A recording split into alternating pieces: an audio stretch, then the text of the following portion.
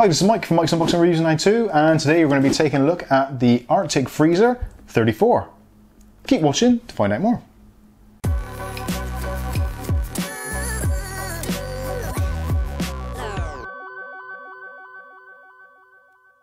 Okay, so today we're going to be taking a look at one of the more cost-effective of the Arctic cooling range. This is the Freezer 34.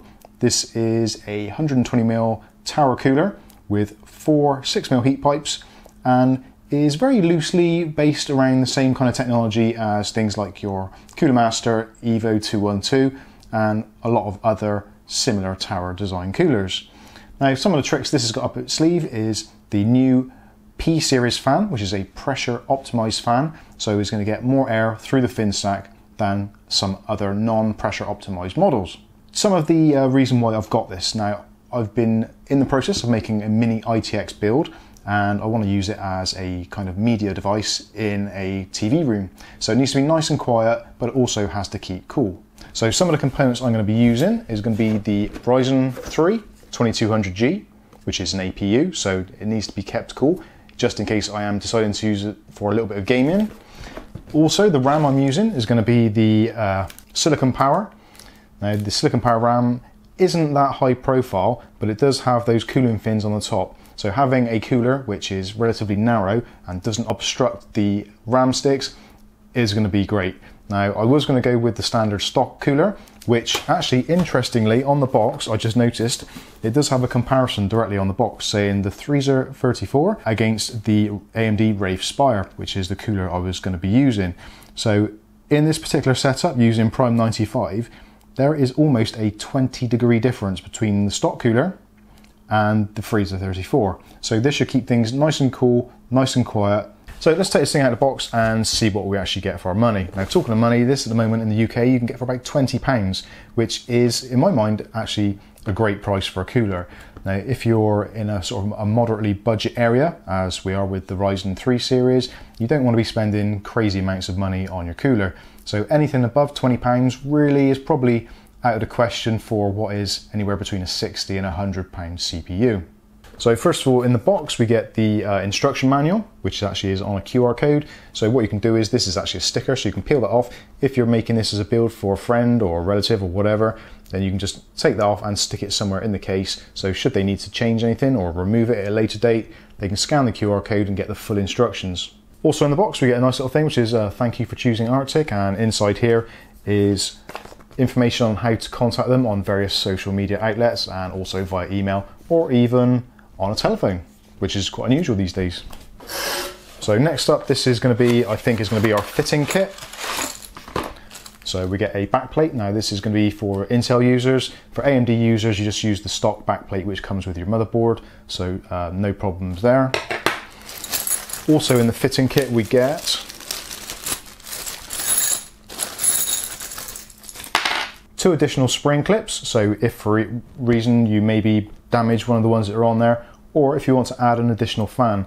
Now the P series fans, like a lot of the Arctic fans, actually do have the PWM sharing technology. So essentially what that means is there is a cable which comes off of the main fan which allows you to plug in another. So if you want to go into a dual fan cooling setup, you've got the clips, you've got the technology, all you need is another fan.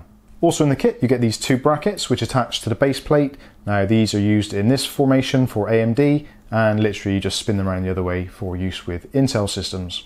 Now that is connected to the cooler with two screws, and fortunately in this particular setup there are only two of those type screws which are included, so nice and simple, pretty straightforward. Again, this is pretty much child's play. You don't really need the instructions, it's pretty much straightforward. The only thing you may struggle with are the standoffs which are included. So there's 12 standoffs, 3 different mounting types, AMD, and 2 sorts for Intel for the 2011 style fitting and also for the 115X series. So once you've included your mountings or your standoffs, then all you have is 4 kind of thumb screws to secure the CPU into place, or the cooler into place on your CPU. So again, it's pretty much a simple setup. And they've also actually included a little sachet of MX4 cooling compound, so you can get the best temperatures with some great compound. There are other compounds out there you can get, but the MX4 is actually, for the price, is very good compound, and being that you get it in the box, it would be daft not to use it. So let's take a look at the cooler itself.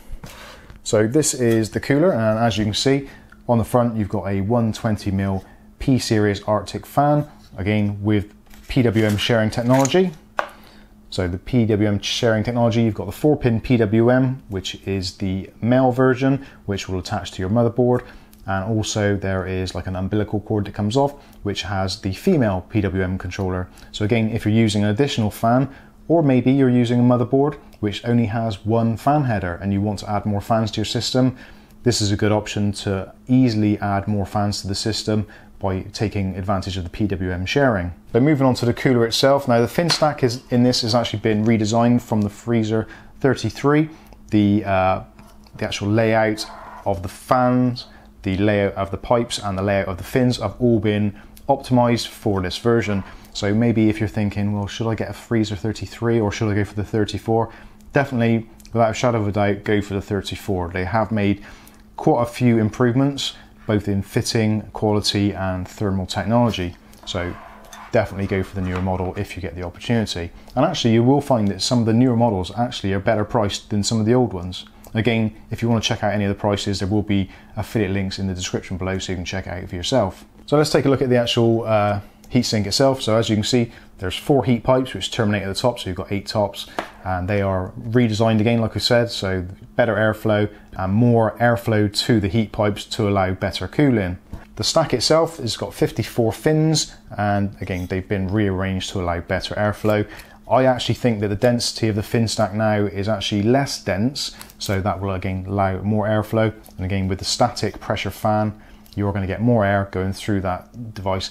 It's a freer flow of air. So if air flows freely, it generally aids cooling. Now looking at the bottom again, we've got our 4 heat pipes which have been strategically arranged. As you can see, there's quite a difference there from the traditional Arctic cooling setup. So you've got a bit more heat pipe space. More heat pipe space means more coolant means more cooling. So that's a good thing to see. Now the actual heat pipes themselves at the bottom, as you can see, has been finished, and it's pretty much almost a mirror finish on there, so it has been actually machined very, very nicely indeed. So one of the concerns that I used to have previously with some of the freezer coolers was the actual mounting clips, which in some instances were actually quite tricky to use. Now these clips already, they look very similar to the Freezer 34 Esports Edition, so the actual spring clips themselves are slightly more taut. They do have some flex into them, but they are more rigid, which being more rigid actually helps them stay into the mounting holes at the top. So when you do pop the clips off, it's not likely to go flying off in all directions and get lost. And all you do is apply a little bit of pressure and the clips will come off and fortunately not fall out. So there we go, we've removed the fan. Now the fan itself, previously again we used to have small mounting bits of foam that were stuck on, and they were actually quite a pain because obviously with the heat generated inside a PC case and then for cooling, eventually the adhesive would fall off. So these actually don't require any foam pads. All the noise insulation or isolation is actually done in the frame of the cooler, which is great news. And as you can probably see now, you can see straight through the fin stack. It's actually a very nice looking fin stack. It's got a very nice finish to it with a kind of serrated edge. So even though it's not finished in the kind of like the matte black or satin matte black as we had with the previous esports editions, this is actually going to look quite nice in any setup. Now like I said, I am going to be using this in a mini ITX build, so the actual look of it isn't going to be that important. What is going to be more important is the actual cooling ability of it. Now talking of the cooling ability again, these pressure optimized fans also feature a 0 RPM feature, so if your PWM goes beneath 5%, then they will actually go into kind of 0 spin mode or 0 noise mode, so the fan will stop altogether. So if you're building this for the first time and when you fire it up, your fan doesn't spin, don't worry, it's not faulty. It is actually a feature designed to make this a little bit cooler or a little bit quieter in your system. Obviously the PWM range goes from 200 RPM right the way up to 1800 RPM, and there is a sealed fluid bearing inside, so you should get quite a good long life out of these particular fans. And also you do get a 6-year warranty on the whole setup, so should you have any problems within 6 years, then you can contact Arctic and they will remedy any faults for you. So I think that pretty much covers all of the features of this particular cooler. Essentially, it's a budget-orientated cooler. Again, £20 in the UK is a very good price. You get exceptionally good cooling. It stacks up well against some of its competitors. And in fact, if you go to the website, which again, I'll put links in the description below, you can see how it compares at a default decibel rating of 28 decibels. And you can see how it compares against other prominent coolers in the range. So this has been the Arctic Freezer 34. I've been Mike. This is Mike's Unboxing Reviews and How To, and hopefully we'll catch you in the very next video. Thanks for watching.